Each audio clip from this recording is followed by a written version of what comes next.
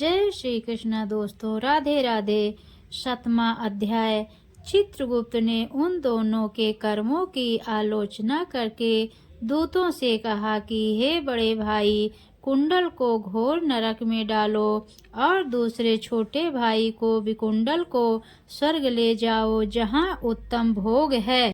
तब एक दूत तो कुंडल को नरक में फेंकने के लिए ले गया और दूसरा दूत बड़ी नम्रता से कहने लगा कि हे विकुंडल, चलो तुम अपने अच्छे कर्मों से स्वर्ग को प्राप्त होकर अनेक प्रकार के भोगों को भोगो।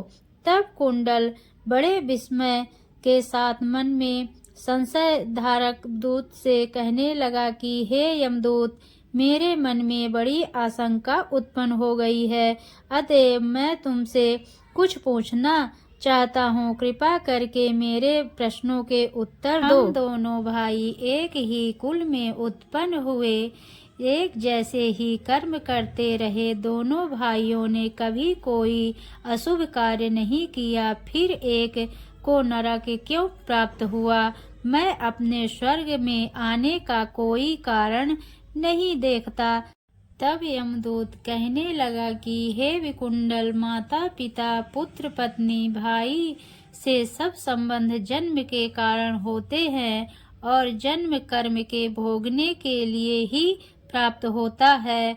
जिस प्रकार एक वृक्ष पर अनेक पक्षियों का आगमन होता है, उसी तरह इस संसार में पुत्र भाई माता पिता का भी इनमें से जो जैसा जैसा कर्म करता है वैसे ही फल भोगता है।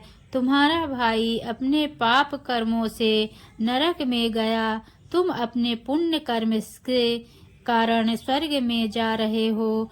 तब विकुंडल ने आश्चर्य से पूछा कि मैंने तो इनमें से जो जैसा जैसा कर्म करता है वैसे ही फल भोगता है। तुम्हारा भाई अपने पाप कर्मों से नरक में गया, तुम अपने पुण्य कर्म के कारण स्वर्ग में जा रहे हो। तब विकुंडल ने आश्चर्य से पूछा कि मैंने तो अजन्म कोई धर्म का कार्य नहीं किया, मेरे पुण्य सदैव पापों ही में लगा रहा।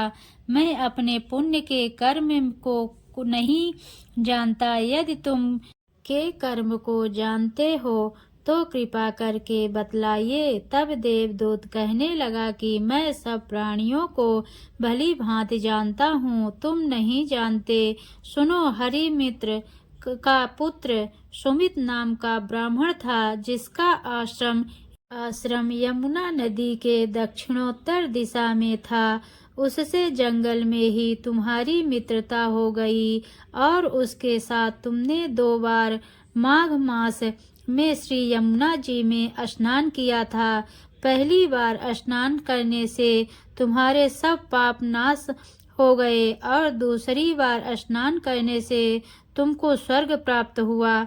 सो हे वैश्वेश्वर, तुमने 2 बार माघ मास में स्नान किया, इसी के पुण्य के फल से तुमको स्वर्ग प्राप्त हुआ और तुम्हारा भाई नरक को प्राप्त। दत्ताश्रेय जी कहने लगे कि इस प्रकार वह भाई के दुखों से अति दुखित होकर नम्रता पूर्वक मीठे वचनों से दूतों से कहने लगा कि हे दूतों, सज्जन पुरुषों के साथ 7 पग चलने से मित्रता हो जाती है और यह कल्याणकारी होती है।